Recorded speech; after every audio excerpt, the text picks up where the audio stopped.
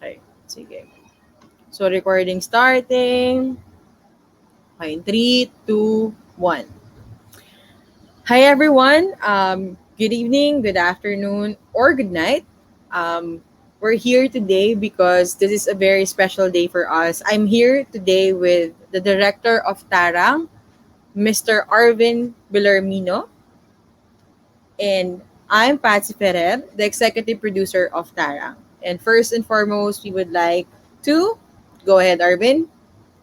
As we would like to thank the Interfilm Berlin International Short Film Festival, and ano ba? And also syempre the jury, and yun, lahat ng tumulong sa film, the cast and crew, the community as well, kung saan namin shoot yung film sa Santa Monica, Manila, along Mabini. O yun.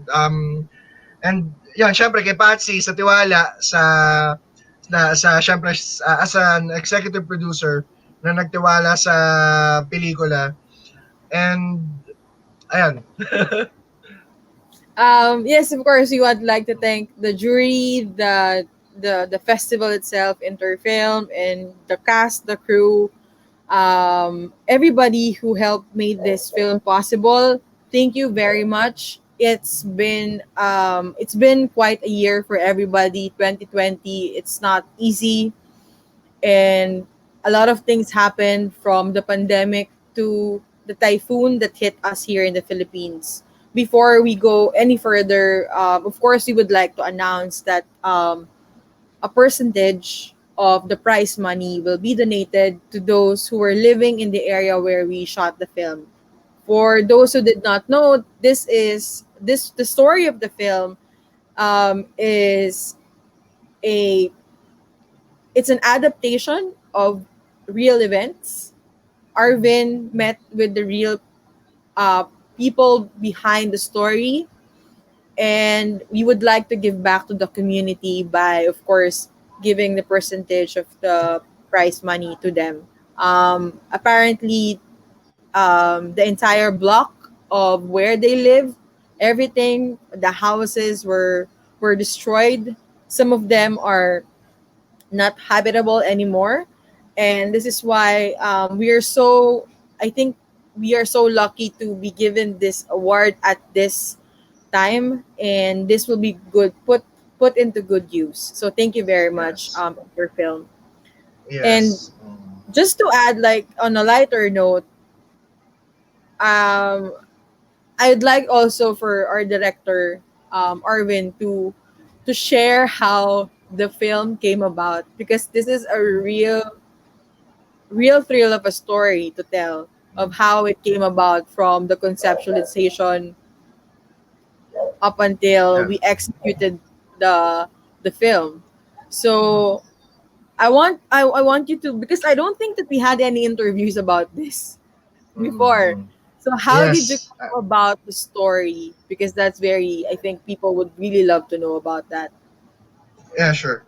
Well, it's actually half ng personal experience ko, and also Mm-hmm. um yung kung ano yung na-immerse ko dun mismo sa lugar, which is dun sa Mabini, from Avenida to Mabini. So dun sa personal experience ko, kasi since lumaki kasi ako sa Quiapo eh. From I think 2 years old hanggang mag-high school. So everyday talaga, pagka syempre nilalakad-lakad ko yung lalo na tuwing gabi, kasi 24 hours. Meron kasi kaming karinderya sa Quiapo. So 24 hours yun na bukas. So minsan nakakalabas ako eh. Alam mo yun. Minsan pag Yeah. sumasama akong mamalengke with my with my uncles, tapos yung Mm-hmm. minsan kasama ko yung nanay ko, minsan kasama ko yung tatay ko pagka namamalengke kami sa Divisoria. So ayun, tapos minsan napapadpad kami sa mga madilim na eskinita ng avenida, ng mga certain parts sa Quiapo, na ayun, na kung saan may mga ayun, mga nag-offer ng mga yun nga, about the prostitution and kumbaga ano siya kumbaga parang naging normal na sa akin ma-witness yung ganung mga pangyayari. So parang Kumbaga, ako nagkunas. you've been desensitized already Yes, for that's the from a word very actually. young age. Yeah. Yes, exactly. So parang maagang nawasak yung childhood ko dahil sa ganung environment. Hindi naman So siguro nawasak. Baka, I think the more appropriate word would be you understood, or you parang not understood, but you somehow became more matured.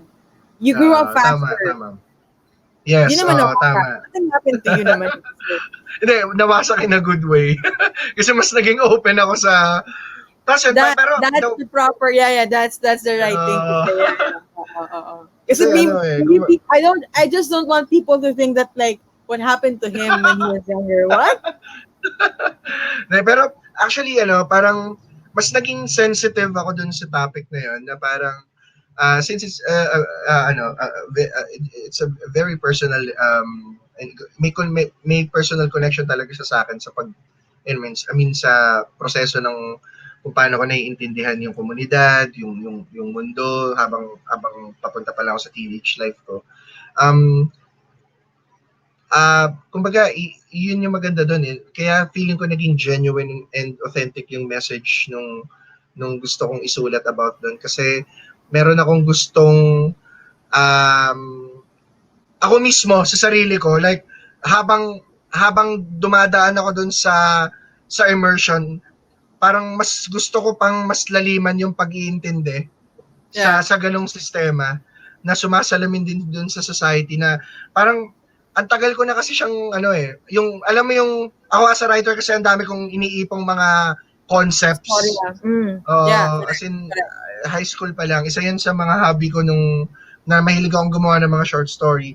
Etong Tarang, yung pinaka brain nun, kumbaga yung Brainchild. seed, yung seed, yung pinaka seed story nun na ang tagal kong pinanghawakan na yung memory na siguro mga around 11 years old, mga ganon, na habang naglalakad-lakad kami sa kalye ng Maynila. So, mas lalo ko naintindihan, ang galing lang na-explore ko na yung mga personal life nila, yung Yeah. situation nila, kung gaano ka na parang nawala yung stigma, nawala yung judgment about dun sa kung ano yung trabaho nila, na parang somehow sobrang hopeful pa rin nila sa kung paano nila isu-survive yung sarili nila, kung paano sila magsu-survive yung family nila, yung mga kasama nila sa buhay. So parang gusto nila lang talagang gawin lahat ng makakaya nila kung ano yung ino-offer ng community or ng sistema na kaya nilang gawin, na kaya nilang harapin, na kaya nilang labanan. So mas lumalim yung pag-iintindi ko doon. Kaya kumbaga pinakita ko kung ano yung challenge na kinakaharap nila, and at the same time pinakita ko yung kaluluwa ng mismong sitwasyon kung bakit nila ginagawa yun. So feeling ko yun kaya nung hindi ko makakalimutan to nung pinitch ko to kay Patsy, na alam ko na it feels right na gawin tong pelikulang to, not because of marami nang gumagawa ng ganito or anything, but it's really personal to me na gusto Yeah. kong magkwento ng sarili kong interpretation, sariling visual experience na gusto kong i-share sa mga manonood. So, yun, ganun lang Patsy yung feeling ko yung naging proseso niya, na parang humugot ako dun sa nakaraan ko, and then nagkaroon ako ng mas malalim na exploration na kung bakit ito nangyayari. Yan. Yeah. Kasi I remember we were talking about doing a film, parang there were different concepts for different, we had like plans for different films But I think the catalyst was when we were in New York and we were with si Dan. And we were in Liberty Island and we were eating. In Tapos may, preview, may pelican pang ano, di ba? yeah, and then there's this bird who yeah, there's this big bird na parang ninakawan yung bata ng ng Nung prize. police. But that was like a very surreal moment looking Mm. back now. Mm, Kasi tama. we were there around October, and you just said, okay, this happened to me. I was waiting, and then I was waiting in this area because I was asking for directions, and then I was approached, and then we get to talking. You were approached by Mm. the pedicab driver, right? Na parang dapat ihahatid ka sa isang mall sa Manila. Yes. Yes. And then he said na parang from just speaking with them, talking to them for a couple of hours, you got the idea for this film.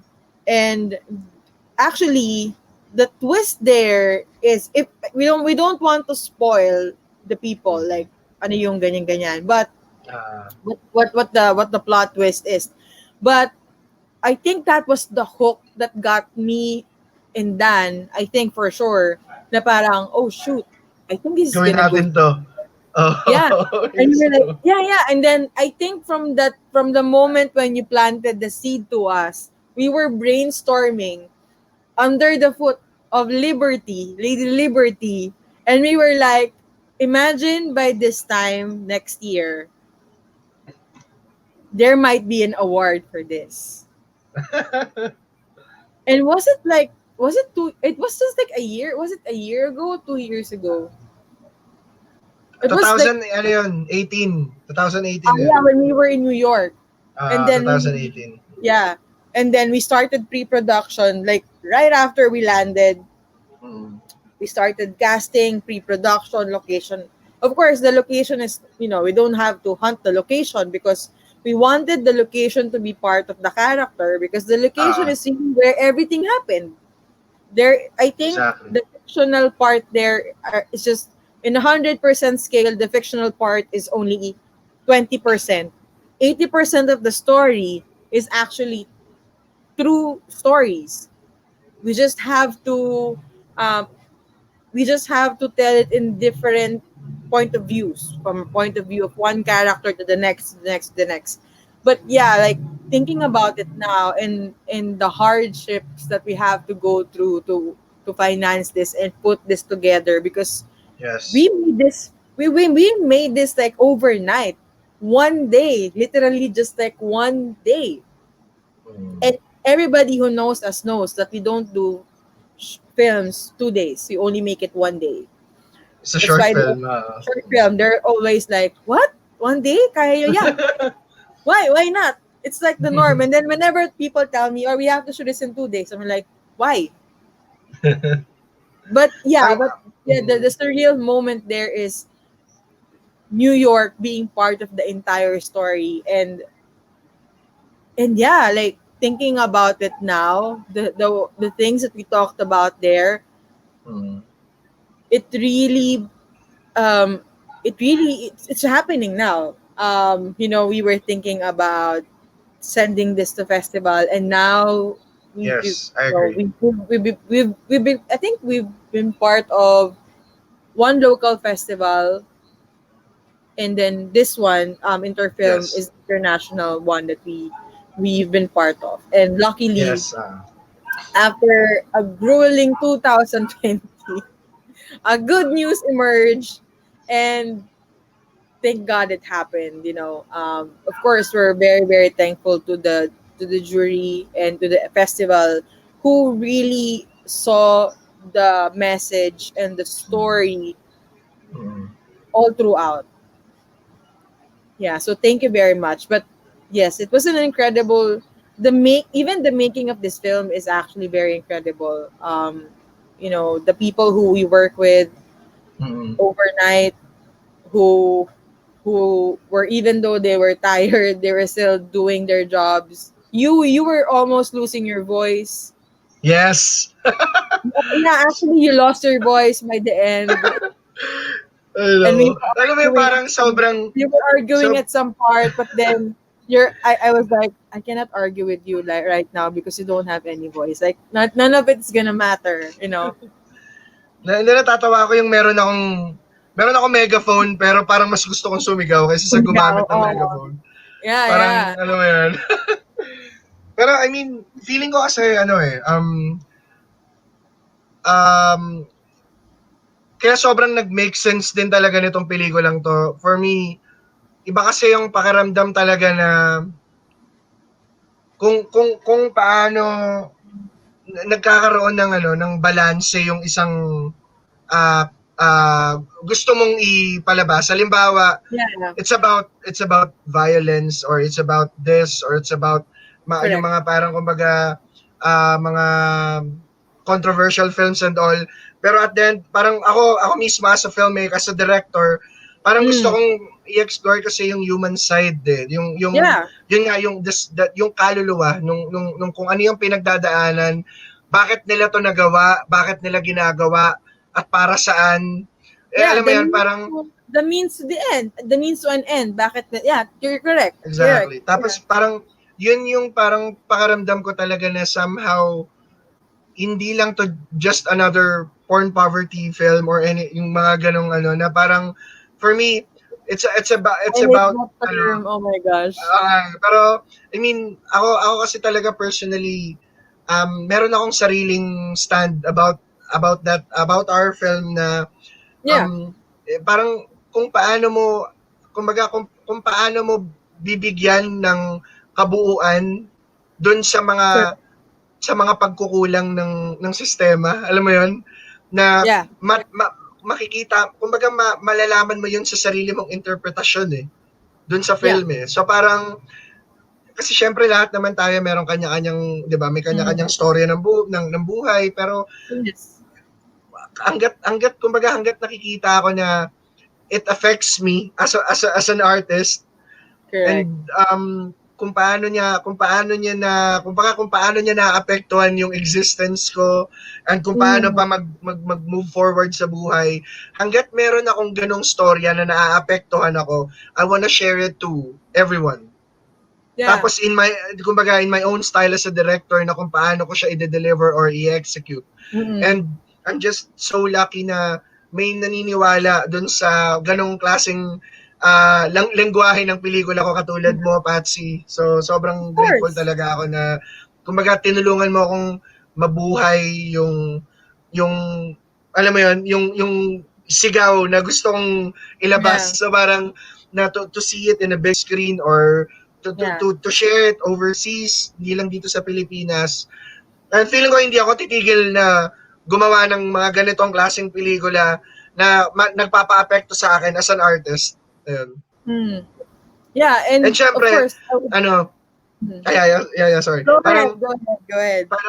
gusto ko din talagang i-break yung stigma doon sa mga yung kumbaga yung side na kinakatakutan or kinukutya or anything yung Mm, mga ganon yung stigma about doon ako kasi baliktad tinitingnan ko bakit kaya ganon ano kayang dahilan ano correct. kayang rason ano kaya yung kaluluwa nito yung human side na effect na pwede nilang ibigay parang ganon Yeah. ayun so ayun doon talaga nabuo yung buong yung kumbaga yung proseso Mm, ng kung paano naging kung paano naging balanse yung pelikula na hindi lang namin pinakita ni Patsy yung mga yeah. bagay na mahirap tingnan pero gusto rin namin ipaintindi kung bakit dapat Kung bakit, nilang yeah. gawin yun. Yun. Yeah, and I think yun yung pinaka-importante because you mentioned poverty porn earlier. And to be honest, that's a term that I don't like to use to I don't want that I don't like to be used because that's actually a disservice to the people who we're telling the story about. Kasi like for example, for Tarang, even for Nakaw, their story, yes, it's set in poverty. And it's not because of their poverty kaya natin sila pinili. It's the story. It's the Yes, exactly. story That's my that they point. That's my That is the point. story that they have, the reason why they did all those things, why they came to this point, like what you said. And it's not because of their social economic background, because we've done films which are not about poverty at all. No, I agree. di Yep. ba? And Yung kadena tsaka um, The Gathering, di ba? yeah, it's not about that. Yung- But I Yeah, yun nga think eh. when you're being when other when other filmmakers put you in a box and says, "Oh, that's a poverty film," that's like, no, you're not slapping ass. You're it's a disservice to the people who are telling the story for. So, call it whatever they want, but for me personally, I don't really like that term, kasi parang we are here as filmmakers to tell the story of different people who cannot tell their own story. And sometimes we don't understand why they're doing what they're doing, but maybe, just maybe, if you watch this film, you will understand why. Even for Tarang, like, if you watch this film, maybe you'll understand why these characters had to do what they had to do. Because there is a Exactly. soul, you're correct. There's a soul behind the story, the characters, and everything else. Every every piece of element in the film, it's all related, and it tells the entire it encapsulates the entire story. So for me, I'm very thankful that, like in an interview that I had a couple of weeks ago, I think I said na being a producer is, I think, my calling, because it helps me help directors bring their thoughts and their stories to life. Exactly. And Yeah. I'm happy to be at the back end just to see everything happens in front of me. Just And to then make I sure said, na lahat mangyayari. nangyayari. And not just that your vision, whatever it is, your vision, like your real vision for this film or this story, would really come to life. Because I'm Exactly. not the Yes. type of producer who would censor you and say, that's not gonna, we're not gonna make box office out of that. Honestly, we never really cared about if we're gonna make money. Yes, yes, All exactly. about We never really cared about box office. What we cared most about is telling the story, and if we are doing it correctly. And then I said in the interview, this is in the it's a roundtable podcast. You can go back and listen to it. I said that I don't think I would be in this position if it wasn't for Noel and Arvin, because if they did not give me the script for Knockout to produce the Wala. first time around, I don't Uh, think that I'll be here.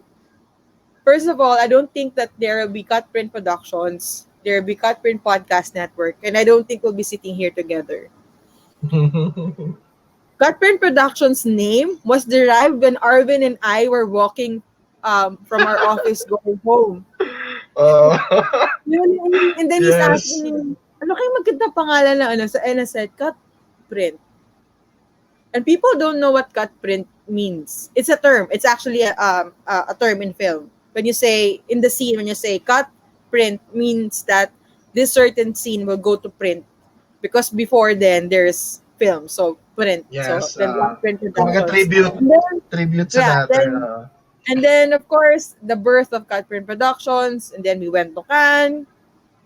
We've made, I can't count how many films we made na. Like when people ask me how many films was there, I was like, how many films nga? I can't count anymore, because of the number of times that there are so many ideas, and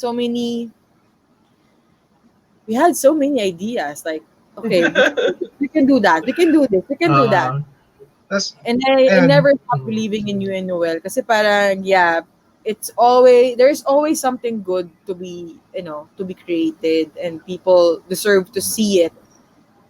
Like that thing in your head, people deserve to see that. Parang that's always on my mind. Like, I think the both of us, when you said earlier that you want people to see um parang the story that you have in your mind. For me, it's the legacy I also want to leave behind.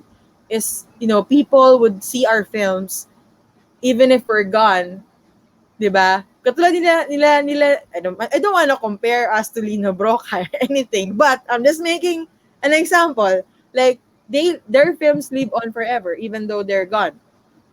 And of course, we forgot one person, but one very important person, si Sir Ricky Lee, who gave us the title for this film.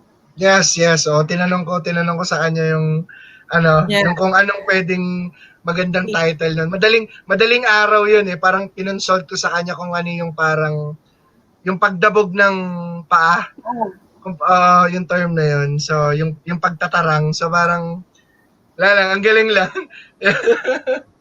The original title is Pajak. Pajak. So, But parang then, nagpa-consult ako kay Sir Ricky nun. but then we Kung ano yung researched magandang na, title.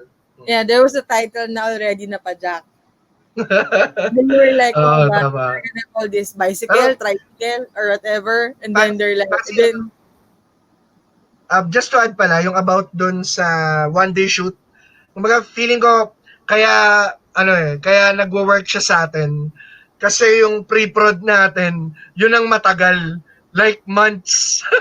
yun yung paghahanda. Yung paghahanda. yeah. So parang feeling ko, kaya sobrang effective yung... May simulation kasi siya.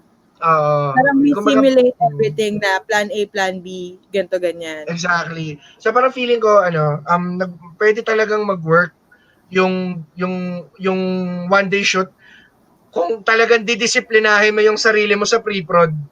Alam mo yun, kumbaga, nakaplano na lahat eh. I-execute mo na lang talaga.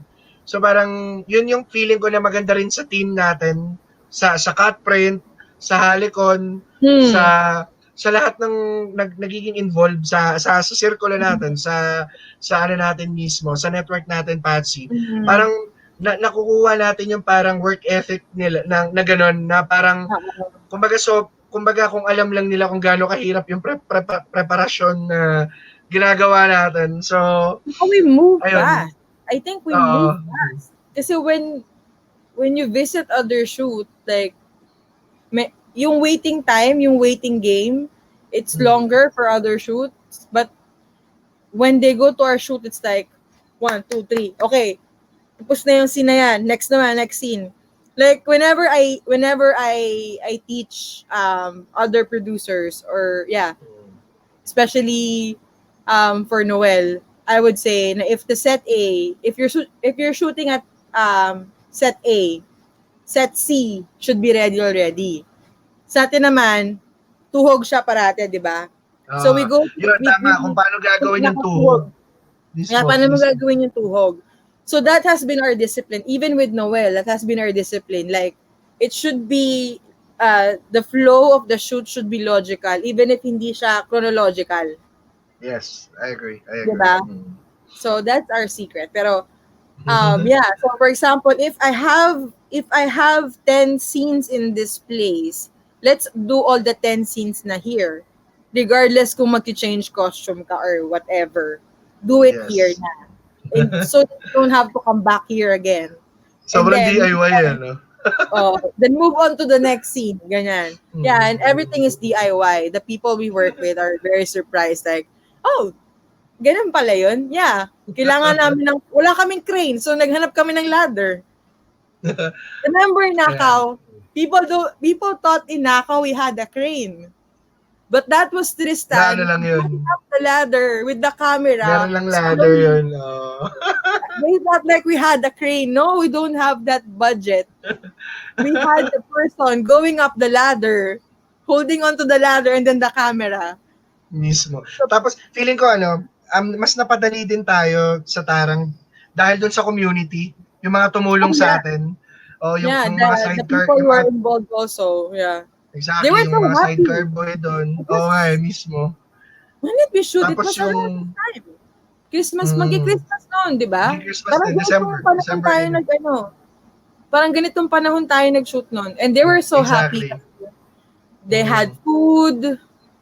They were so excited about the food. Parang kumaga, ang laki nung tinulong nila para sa akin dun sa film. Yeah. Kasi kung paano nila ako tinulungan dun sa mga gusto kong lugar na pag-shootan na parang, direct, yes.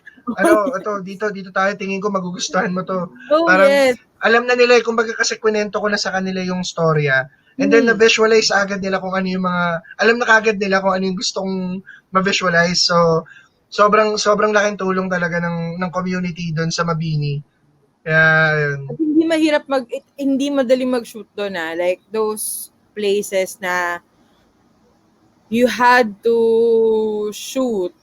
Some of those places are very critical. Some of them are parang nakaw nga naman na it's not conducive for two people. Minsan isa ka lang. Mismo. Like nakaw, like people thought na those are real like short spaces na you had to run through narrowly. Na even in Tarang, yung mga spaces na sobrang narrow lang talaga. And of course, the actors are amazing. Like, Oo naman. amazing. Si Nikko, sobrang grabe yung pinagdaanan niya dito kung paano siya nagpapayat. Oh, yeah. As in, grabe yung ano niya. Yeah, he has a documentation of when he started fasting and then he shaved his head. And then he Sinama ko has siya sa how to smoke because he doesn't know how to smoke. And then everybody, actually, you know what? The great thing about this film is everybody gelled together. Yes. Na parang Tsaka yung lines nila it doesn't sound like it did not sound like lines. It sounded like people really conversing. Parang nag-uusap lang talaga sila. Hindi siya yung parang anong gagawin ko ngayon? Parang ganun. No, it was like very parang ganito, nag-uusap lang. But hindi mo mapapansin na, that's parang hindi na pala yung linya nila. So much fun, grabe. Yung feeling ko ang laking tulong din sumama sila sa akin dun sa immersion. Yeah. Na tinuruan talaga si Nikko na kung paano mag-sidecar. Oo. Actually talagang, alam mo ba may ginawa kami dun na First time daw niya mag-drive ng sidecar, diba? Sabi niya. As in may time doon na parang gantong immersion na nakakuha talaga siya ng pasahero. Tapos as in talaga sinabi ng pasahero kung saan pupunta. Tapos yung may-ari ng sidecar, nasa likod niya, nakaangkas. So parang tinuturuan siya kung saan yung way. So yung ganong pakiramdam na, tapos inaral niya kung paano magsalita yung mga tao doon. So yung ganong effort na na ginawa ni Nikko, nila Coleen, talagang nag-immerse sila doon sa place. So parang ang laking tulong nun as an actor din kung paano nila na-portray yun. Kaya sobrang naging genuine yung kinalabasan talaga ng representation ng mga characters. Kahit yung bahay, the actual house, that was the actual house.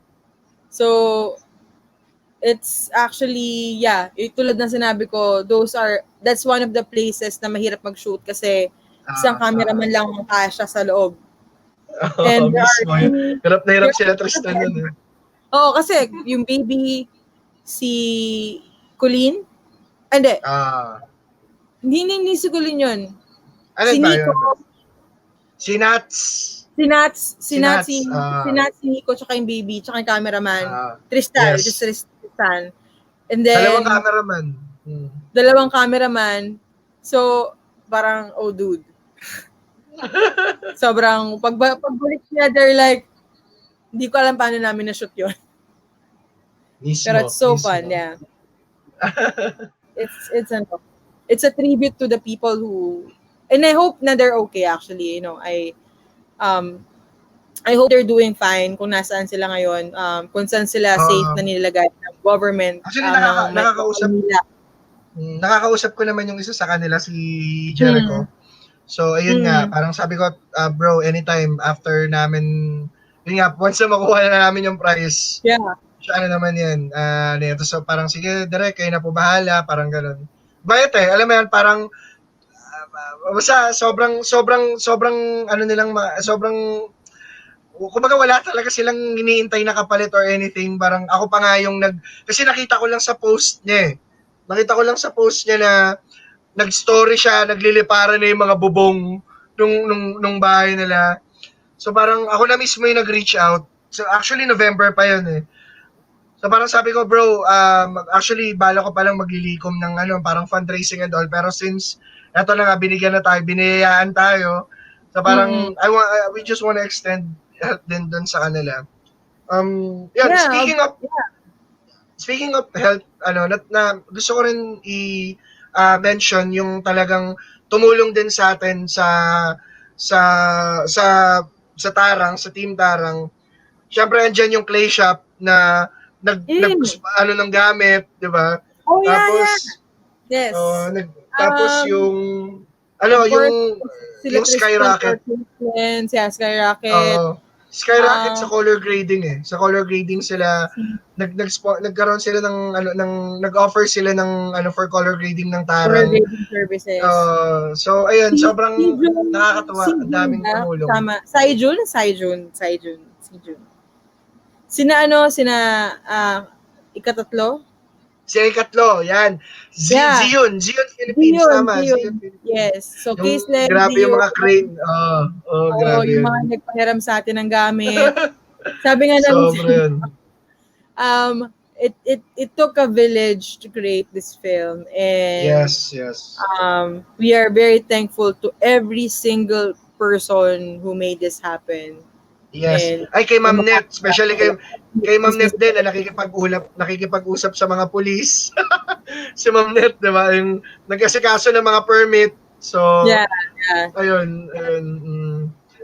It's Ayun. it, you know, it's been an experience, and we hope a lot of people will get to see the film in different festivals, hopefully, and hopefully, we get to be able to release this along with our other short films for everybody to see. And again, it's about the story of the people in the films. Most of our films are realistic, their realism. We derive this from people's own lives, and we are fortunate enough that they let us tell their story. So we Yes, are exactly. thankful again to the subjects and to the inspiration in this film, and of Yes. course to direct Kads or Arvin, as he would like to be called now. Um, keep making, Sabi ng nanay ko eh. Gamitin ko daw yung birth name ko. I'm lucky enough to be your producer, and I hope that we keep making more films, and I Yes, hope to yes. keep churning out more and more ideas. We'll talk about some of our other films some other time, but for now, of course, again, we would like to thank Interfilm for this is Thank you, their Interfilm. 33rd year, correct? 36. 36. 36, yeah. I thought 33rd kasi sabi sana, ay ka-birthday natin. No. So they are older than us. 36. Yes, It's yes. their 36th 36 na. year, so they're 3 years older than us. So thank you very Yes. much for this Thank you very very much. prestigious institution who believed in filmmakers, I agree. and they let the world see the work of filmmakers like us. So thank you very much. Thank you Delegates, so any much. last words? Ayun, well, ayun, syempre, Patsy, thank you sa tiwala and sa buong team, Likewise. sa buong cast and crew, sa lahat ng tumulong sa mga yun nga sa community. Mm-hmm. And ayun, ipagpapatuloy ko lang ang pagkwento ng mga storyang naapektuhan ako personally na gusto kong i-share sa buong mundo. Ayun. Maraming salamat. And of course, to, again, Team Cutprint, Team Halicon, and now people are helping us from Cutprint Podcast Network, from Case Lens to Saijun to everyone. Maraming salamat. Kasi kung hindi dahil Salamat din po. sa inyo, hindi namin mabubuo itong pelikulang to. So, thank you very Thank you much. so much. And I hope you like this short discussion about the film. And yeah, again, good morning, good afternoon, and good evening, wherever you are watching this. Maraming salamat.